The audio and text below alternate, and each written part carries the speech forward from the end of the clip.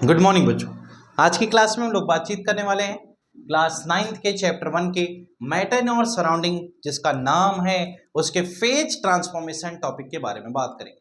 Lecture number 7 है हमारा phase transformation. तो आज की इस क्लास में हम लोग बात करेंगे फेज ट्रांसफॉर्मेशन क्या होता है।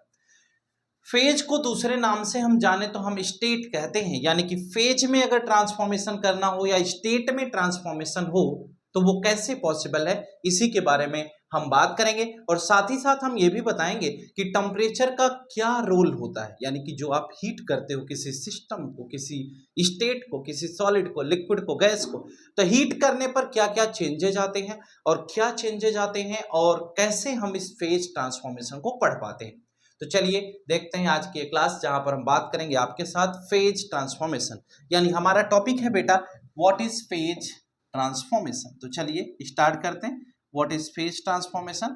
फेज मतलब स्टेट में बदलाव हो जाना। आपको याद होगा, आपने बहुत समय पहले ये जिक्र भी किया था, क्या फेज ट्रांसफॉर्मेशन।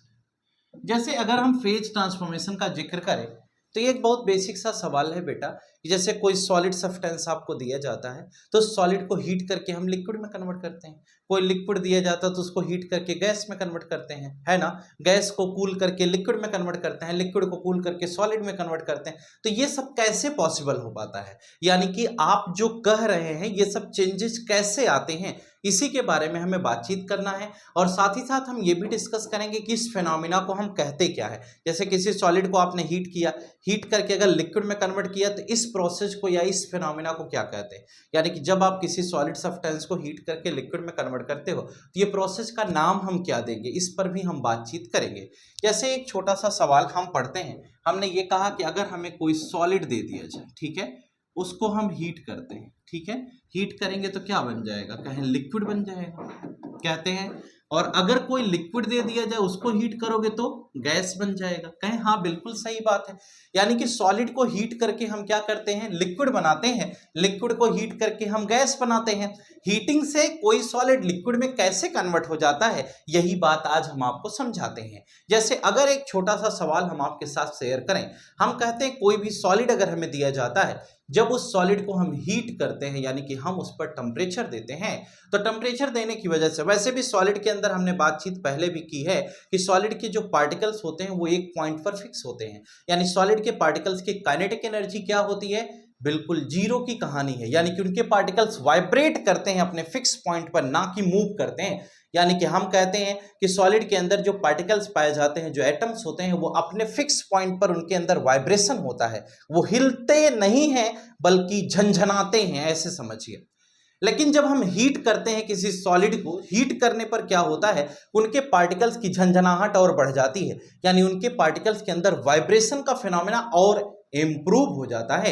जब उन पार्टिकल्स के अंदर वाइब्रेशन और बढ़ जाता है तो वाइब्रेशन बढ़ने की वजह से वो पार्टिकल्स अपनी पोजीशन को छोड़ना शुरू कर देते हैं। जब वो पार्टिकल जिस जगह पर है उस पॉइंट को छोड़कर किसी दूसरी प्लेस को ऑक्युपाई करते हैं तो उसकी पहली प्लेस इनिशियल पॉइंट हो गया और जहां वो जा रहे हैं खिसक के वह फाइनल पॉइंट हो गया। जैसे ये हाथ है, अब हम कहते हैं अगर सॉलिड का पार्टिकल है ये, तो ये क्या करेगा, पहले ऐसे ऐसे वाइब्रेट करता रहता है, ठीक है। जब आप हीट करते हो तो ये वाइब्रेशन क्या होगा, बढ़ जाएगा, और वाइब्रेशन बढ़ेगा तो फिर ये वाइब्रेशन मूवमेंट में कन्वर्ट हो जाता है, यानी ये इनिशियल पॉइंट हो गया, ये फाइनल पॉइंट हो गया। तो कोई सॉलिड जब हीट किया जाता है तो हीटिंग की वजह से उसके अंदर वाइब्रेशन इंक्रीज होता है, और वाइब्रेशन इंक्रीज होकर के वह क्या करता है, लिक्विड फॉर्म में कन्वर्ट हो जाता है। तो on heating any solid substance changes into liquid phase, this phenomena is known as melting. यानी कि हम इस प्रोसेस को क्या कहते हैं, इसको हम मेल्टिंग कहते हैं बेटा, और इसका दूसरा नाम फ्यूजन होता है। चाहे आप इसे मेल्टिंग कह लीजिए, चाहे आप इसको फ्यूजन कह लीजिए, यानी कि हम इसका नाम क्या दिए, मेल्टिंग या फिर फ्यूजन। यानी जब हम किसी सॉलिड को हीट करते हैं तो सॉलिड को हीट करते हैं तो उसमें क्या होता है, या तो मेल्टिंग होती है या तो फ्यूजन होता है। यानी कि इस प्रोसेस को हम क्या नाम दे रहे हैं, इस प्रोसेस का नाम हमने दिया कि it is also known as fusion. Fusion का मतलब जिसके अंदर मेल्टिंग की कहानी आपको पढ़ा दी जाए। यानी चाहे आप मेल्टिंग कहिए चाहे आप फ्यूजन कहिए, बात दोनों सेम हुई। यानी कि इस फिनोमेना का नाम हमने क्या कहा, इसको हम मेल्टिंग कह सकते हैं या फिर फ्यूजन कह सकते हैं। जब कोई सॉलिड सब्सटेंस हीट करने के बाद लिक्विड फेज में कन्वर्ट होता है तो इस फिनोमेना को मेल्टिंग या फ्यूजन कहते हैं। कहें दूसरा चीज ये है कि अगर कोई लिक्विड हमें दे दिया जाए, सॉलिड को मान लो हीट करके हमने लिक्विड में कन्वर्ट कर दिया, अगर हमें कोई लिक्विड दे दिया जाए तब सर हम क्या करेंगे। अगर आपको कोई लिक्विड दे दिया जाता है बेटा तो लिक्विड को भी हीट करोगे, जैसे लिक्विड के पार्टिकल्स मूव करते हैं, है ना, मूव करते हैं तभी तो फ्लूइड है। और अगर लिक्विड के अंदर मूवमेंट है और अगर कोई लिक्विड हमें दे दिया जाए और उस लिक्विड को हम स्ट्रांगली हीट करते हैं, एक्सेस टेम्परेचर देते हैं, तो लिक्विड के पार्टिकल्स की काइनेटिक एनर्जी बहुत ज्यादा बढ़ेगी। जब उनकी पार्टिकल्स की काइनेटिक एनर्जी बढ़ेगी तो वो क्या होगा, गैसियस फेज में कन्वर्ट हो जाएगा। यानी लिक्विड को जब हम स्ट्रांगली हीट करते हैं तो वह लिक्विड किस में कन्वर्ट हो जाएगा, गैस में। तो जब कोई लिक्विड गैस में कन्वर्ट होगा तो इस फिनोमेना को क्या कहते हैं, इस फिनोमेना को हम बॉइलिंग कहते हैं। क्या कहते हैं बेटा, बॉइलिंग कहते हैं या फिर वेपराइजेशन कहते हैं। क्या कहते हैं, वेपराइजेशन कहते हैं। चाहे आप बॉइलिंग कह लो चाहे वेपराइजेशन। क्यों, क्योंकि जब हम इसे हीट करते हैं तो वह बॉइल होता है, उबलता है, और उबलने के बाद गैस में कन्वर्ट होता है या वेपर्स में कन्वर्ट होता है, इसलिए इसे हम बॉइलिंग या वेपराइजेशन कहते हैं। लेकिन एक छोटा सा सवाल ये आता है कि सर इवेपोरेशन और वेपराइजेशन में क्या डिफरेंस है। वेपराइजेशन अपने बॉइलिंग पॉइंट पर होता है और इवेपोरेशन अपने बॉइलिंग पॉइंट से कम टेम्परेचर पर होता है। यानी कि जैसे वाटर है, वाटर की बॉइलिंग पॉइंट 100 डिग्री सेल्सियस है, तो 100 डिग्री सेल्सियस पर जब हम किसी चीज को गर्म करते हैं और वह गर्म करने के बाद वेपर्स में कन्वर्ट हो रहा है तो उसको क्या कहते हैं बेटा, बॉइलिंग या वेपराइजेशन कहते हैं। लेकिन अगर 100 डिग्री सेल्सियस से कम टेम्परेचर पर वाटर वेपर्स में कन्वर्ट हो रहा है तो वह फिनोमेना इवेपोरेशन कहलाती है, वह वेपराइजेशन नहीं है। यानी कि इवेपोरेशन अलग चीज है, वेपराइजेशन अलग चीज है, तो दोनों पर आपको इस बात का ध्यान रखना होगा। हमने कहा कि एक बॉइलिंग हो गया, दूसरा वेपराइजेशन, नाम हमने सेम रखा है इसका। इवेपोरेशन क्या होता है, बॉइलिंग पॉइंट से कम टेम्परेचर पर वेपर्स में कन्वर्जन की फिनोमेना को बोलते हैं। अब हमारे पास गैस है, अगर हम इस गैस को कूल करें, कूल करने का मतलब ठंडा करते हैं, तो यही नेसेसरी कंडीशंस फॉर लिक्विफिकेशन इसी को बोलते हैं। कूलिंग का मतलब ये होता है कि आप टेम्परेचर को डाउन कर रहे हैं। जब आप टेम्परेचर को डाउन करेंगे तो गैसियस पार्टिकल्स की काइनेटिक एनर्जी क्या हो जाएगी, कम हो जाएगी, उसका रैंडम मोशन कम हो जाएगा, पार्टिकल्स का मूवमेंट कम हो जाएगा, पार्टिकल्स एक दूसरे के क्लोज आने लगेंगे, यही तो होगा। और उस केस में अगर आपने प्रेशर दे दिया, उस केस में अगर आपने थोड़ा प्रेशर अप्लाई किया तो बेटा प्रेशर अप्लाई करने की वजह से पार्टिकल्स बिल्कुल करीब आ जाते हैं। इसका मतलब हम किसी गैस को कूल करके लिक्विड फॉर्म में कन्वर्ट कर सकते हैं और इस फिनोमेना को हम क्या कहते हैं, इस फिनोमेना को हम कंडेंसेशन कहते हैं। क्या कहते हैं, कंडेंसेशन। क्या कहेंगे, कंडेंसेशन। कंडेंस होना मतलब किसी गैस को आप लिक्विफाई कर रहे हो, या फिर इसे हम क्या कहते हैं, लिक्विफिकेशन कहते हैं। यानी कि चाहे आप कंडेंसेशन कहिए या फिर इसको लिक्विफिकेशन भी कह सकते हैं। यानी कि किसी गैस को आप लिक्विड में कन्वर्ट कर रहे हो, इसलिए हम इसे लिक्विफिकेशन कहते हैं और इसको कंडेंसेशन भी कहते हैं। अब किसी ने पूछ लिया कि sir necessary condition for liquefaction और कंडेंसेशन, यानी कि कंडेंसेशन या लिक्विफिकेशन के लिए कोई नेसेसरी कंडीशन आप बता सकते हैं, तो क्या करोगे, बता नहीं पाओगे क्या, बता लोगे, क्यों नहीं बता पाओगे। अगर आप कहते हो नेसेसरी कंडीशन फॉर कंडेंसेशन और लिक्विफिकेशन तो वो तरीका क्या होगा कि by lowering the temperature and applying the pressure.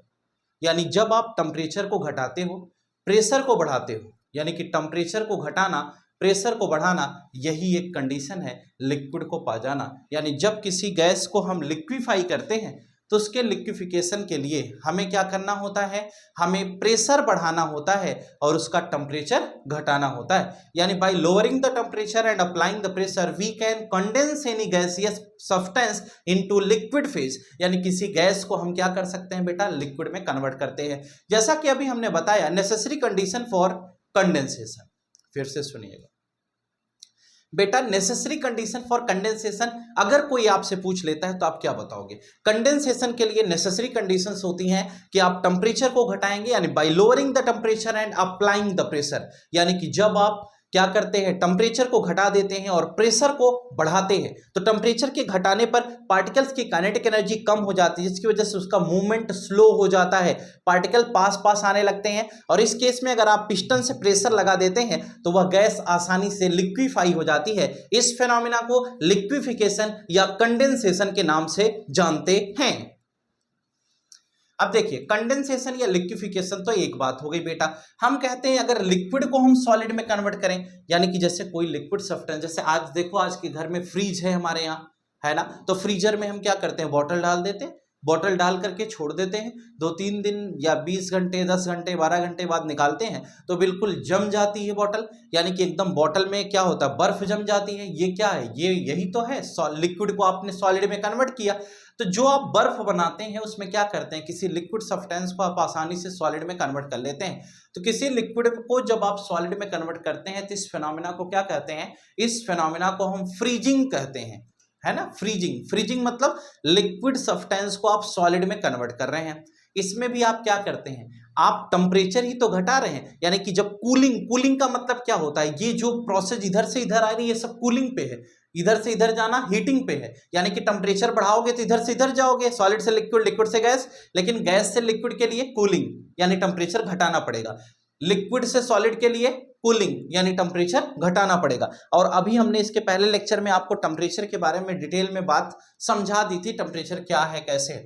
हमने कहा कि जब किसी लिक्विड को सॉलिड में ले आते हैं तो लिक्विड के पार्टिकल्स के अंदर टेम्परेचर रहेगा तो मूवमेंट होगा, लेकिन जब हम उसे क्या करेंगे, कूल करेंगे, ठंडा करेंगे, तो उसके पार्टिकल्स का मूवमेंट क्या होगा, कम होगा। मूवमेंट कम होगा तो वो क्लोज आएंगे तो आपस में एक दूसरे से जुड़ जाएंगे, और इस फिनोमेना को हम क्या कहते हैं, इस फिनोमेना को हम फ्रीजिंग कहते हैं। क्या कहते हैं बेटा, फ्रीजिंग कहते हैं। यानी जब किसी लिक्विड सब्सटेंस को कूल करके हम सॉलिड में कन्वर्ट करते हैं तो इस फिनोमेना को हम नाम देते हैं फ्रीजिंग, यानी कि लिक्विड को सॉलिड में कन्वर्ट करने की ये प्रोसेस फ्रीजिंग कहलाती है। हमने कहा कि यहां से अगर सॉलिड को डायरेक्टली हम गैस में कन्वर्ट करना चाहें, जरा इसको समझिएगा, यानी what happened when any solid substance directly changes into gaseous phase. अब हमें कहा यह गया कि अगर हम किसी सॉलिड को डायरेक्ट गैस में कन्वर्ट करना चाहें, यानी कि सॉलिड टू गैस, तो सॉलिड टू गैस कन्वर्जन का अगर हम जिक्र करेंगे तो इसको हम क्या कहेंगे, जरा समझिएगा। यानी कि हम यहां पर भी आपको इसको लिख करके दिखा देते हैं। यानी कहा यह गया कि अगर सॉलिड से डायरेक्ट गैस में कन्वर्ट हो या फिर डायरेक्ट गैस से कोई सब्सटेंस सॉलिड में कन्वर्ट होना चाहे, तो इस सिनेरियो को, इस फेज को हम क्या कहेंगे, इस पर हम विचार कर लेते हैं। यानी कि अगर कोई सॉलिड सब्सटेंस आपको दे दिया जाए, आप उसे डायरेक्टली कन्वर्ट करते हैं गैस में। अगर किसी सॉलिड को आप डायरेक्ट गैस में कन्वर्ट करेंगे तो ये प्रोसेस क्या कहलाएगी, और किसी गैस को डायरेक्टली सॉलिड में कन्वर्ट करेंगे तो ये प्रोसेस क्या कहलाएगी।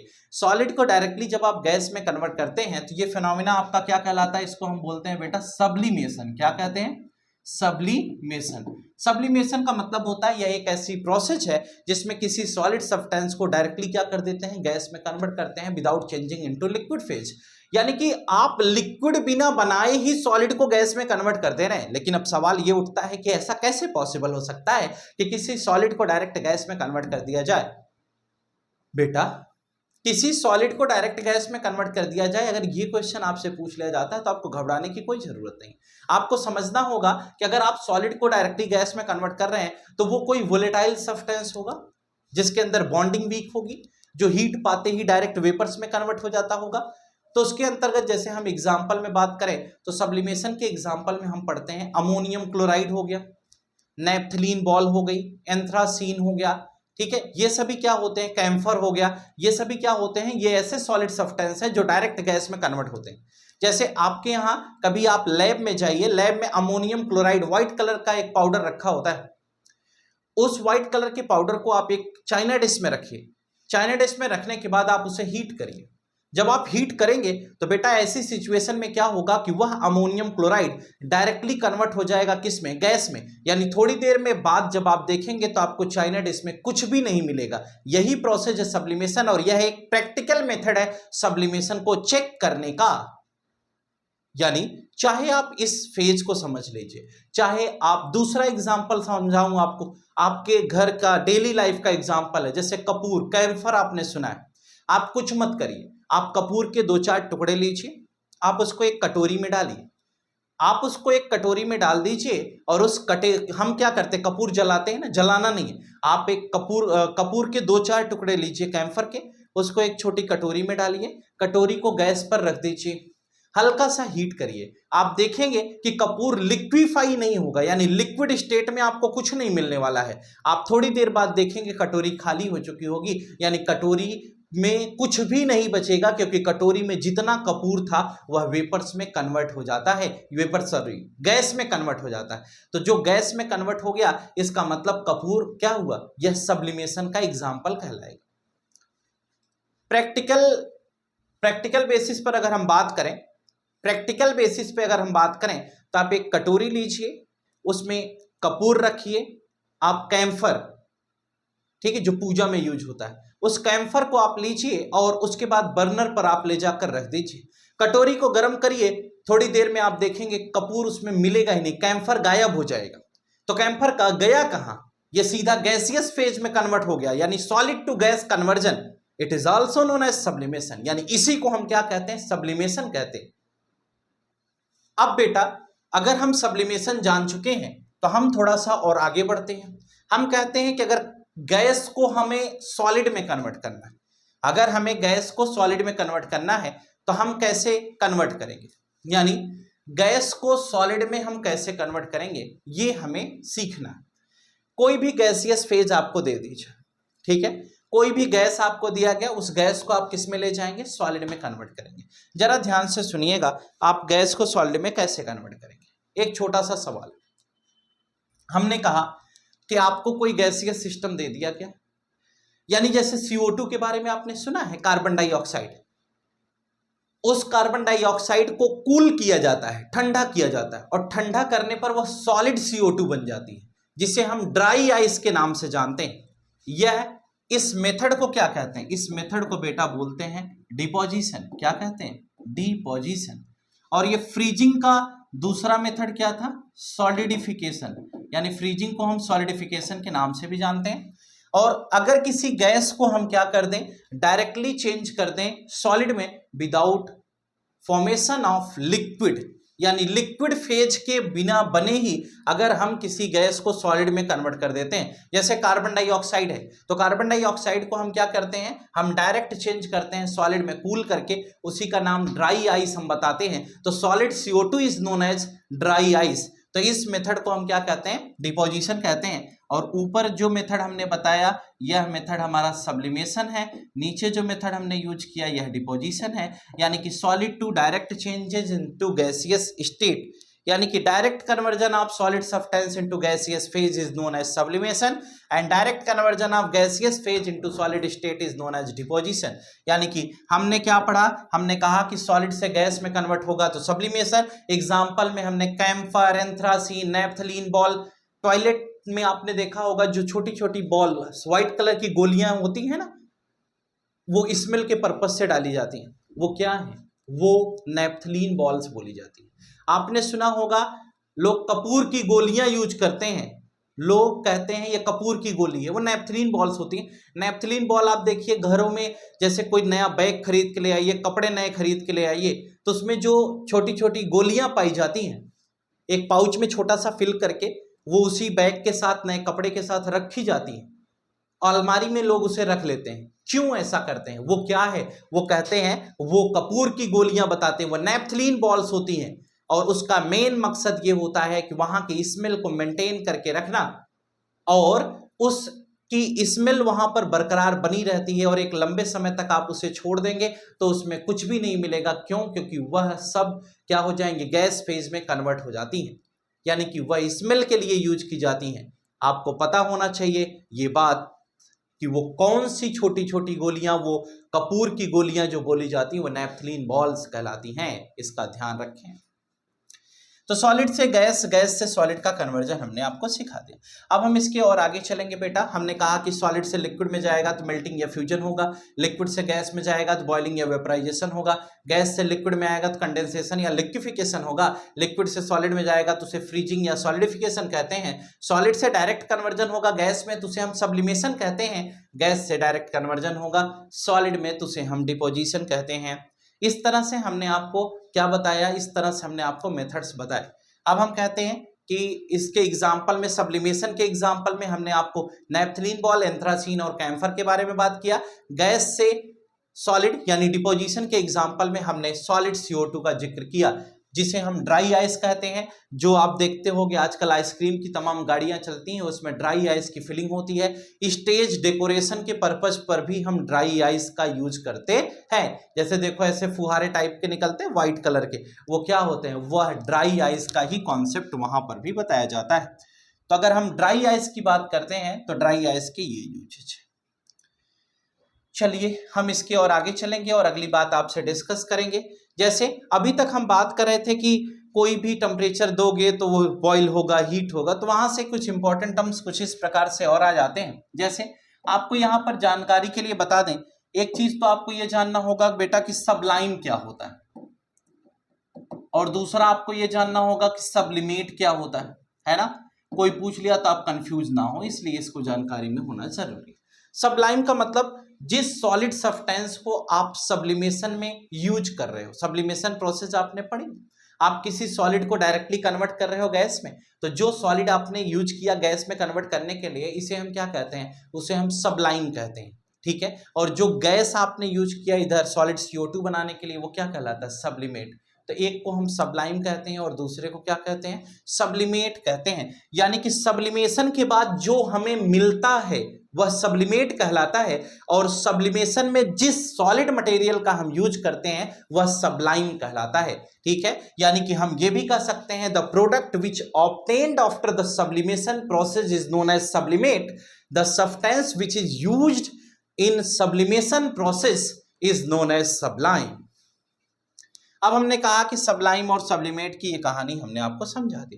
अब हम इसके आगे चलते हैं तो कुछ इंपॉर्टेंट टर्म्स में, जैसे एक छोटा सा पॉइंट आता है, हम बड़े कंफ्यूज होते हैं। हमें पता है कि बॉइलिंग पॉइंट क्या होता है, मेल्टिंग पॉइंट क्या होता है, हम जानते तो हैं, लेकिन अगर कोई डिफाइन करने के लिए कह दे तो हमारे समझ में नहीं आता कि हम इसको एक्सप्लेन कैसे करें कि what is boiling point, what is melting point and what is freezing point.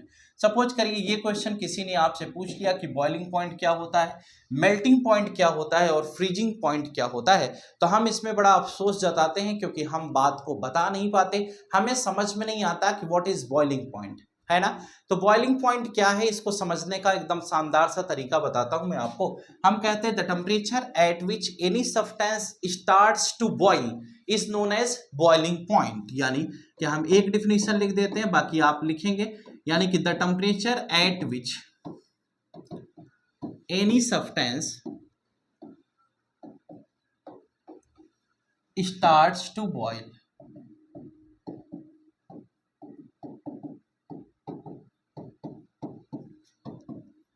Is known as boiling point. यानी वह टेम्परेचर जिस टेम्परेचर पर कोई सब्सटेंस बॉइल करना शुरू करता है वह उसकी बॉइलिंग पॉइंट होती है। सेम टू सेम बेटा हम इसको अगर लिखें तो क्या लिखेंगे, the temperature at which any substance, the temperature at which any substance starts to melt is known as melting point, है ना। और इसमें अगर चलते हैं तो यहां पढ़ते हैं कि the temperature at which any substance starts to freeze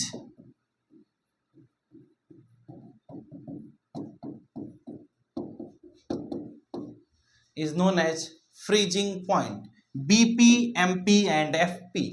यानी हम कहते हैं the temperature at which any substance starts to melt is known as melting point, the temperature at which any substance starts to boil is known as boiling point, the temperature at which any substance starts to freeze is known as freezing point. यानी कि हमने ये discuss किया आपसे कि boiling point क्या होता है, मेल्टिंग पॉइंट क्या होता है और फ्रीजिंग पॉइंट क्या होता है। उम्मीद करता हूं कि ये तीनों पॉइंट आपको समझ में आ गए होंगे। जैसे हम कहते हैं कि बॉइलिंग पॉइंट वाटर का 100 डिग्री सेल्सियस है, एथेनॉल का क्या है 78 डिग्री सेल्सियस है, 0 डिग्री सेल्सियस पर कोई चीज फ्रीज हो रही है ना। अगर ये कुछ हमने कहा -10 पर कोई फ्रीज हो रहे, तो freezing point, melting point, boiling point, ये जो चीज आपको बताई गई ये समझाया गया कि जिस टेम्परेचर पर प्रोसेस शुरू हो जाए वही टेम्परेचर बॉइलिंग, मेल्टिंग या फ्रीजिंग पॉइंट के नाम से जाना जाता है। जिस पर बॉइल करना शुरू कर दे वो बॉइलिंग पॉइंट, जिस पे फ्रीज होना शुरू कर दे वो फ्रीजिंग पॉइंट, जिस पे मेल्ट होना शुरू कर दे वह मेल्टिंग पॉइंट। उम्मीद करता हूं कि क्लास आपको जोरदार जानदार समझ में आ गई होगी। अगर आपने अभी तक चैनल को लाइक शेयर सब्सक्राइब नहीं किया है तो उसे कर लीजिए फटाफट। जिन बच्चों ने अभी तक सब्सक्राइब नहीं किया है, फर्दर वीडियोज के लिए आप उसे सब्सक्राइब कर लें। हम उम्मीद करते हैं कि आपको हम बढ़िया पढ़ा रहे हैं और जो भी क्लासेस हो रही हैं बेटा उसको अच्छे से करते रहिए। एनसीईआरटी ये जो चल रहा है चैप्टर, आज 7 लेक्चर हो गए, 2 लेक्चर और पढ़ाएंगे, लेक्चर 8 और लेक्चर 9 चैप्टर खत्म हो जाएगा। लेक्चर 10 में हम एनसीईआरटी के क्वेश्चंस आपको सॉल्व करा देंगे, एक्टिविटी के क्वेश्चन करा देंगे। 10 लेक्चर में चैप्टर पूरा कंप्लीट हो जाएगा। आज के लिए फिलहाल इतना ही, लेकिन क्लास को खत्म करने से पहले एक मोटिवेशनल थॉट आपके लिए, जरा आप समझिए क्या कहना है कवि का। डर मुझे भी लगा फासला देखकर, फासला मतलब गैपिंग, डर मुझे भी लगा फासला देखकर, पर मैं बढ़ता गया रास्ता देखकर, खुद ब खुद मेरे नजदीक आती गई मेरी मंजिल, मेरा हौसला देखकर। क्या कहना है, खुद ब खुद मेरे नजदीक आती गई मंजिल, मेरा हौसला देखकर। तो आप घबराइए नहीं, मेहनत करिए, अच्छे से पढ़िए, मन लगा के पढ़िए, हम हैं ना। आप चिंता किस बात की करते हैं, जानदार पढ़ाएंगे, सब कुछ समझाएंगे, बिल्कुल निश्चिंत होकर के मन लगा करके पढ़ाई पर फोकस करेंगे। हम फिर मिलेंगे नेक्स्ट लेक्चर में, लेक्चर नंबर 8 में, किसके साथ, latent heat and its classification के साथ। तब तक के लिए अलविदा, good night to all of you, today class is over, thank you.